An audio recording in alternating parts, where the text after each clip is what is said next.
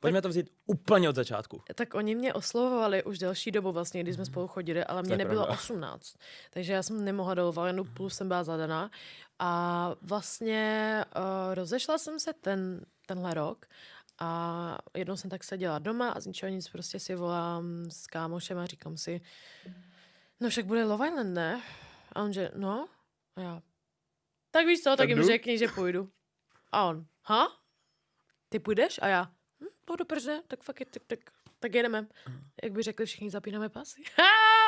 Musela jsem to naposledy říct. Hodně, respektujeme to všichni. Respektujeme to všichni. A řekla jsem si, tak já tam půjdu.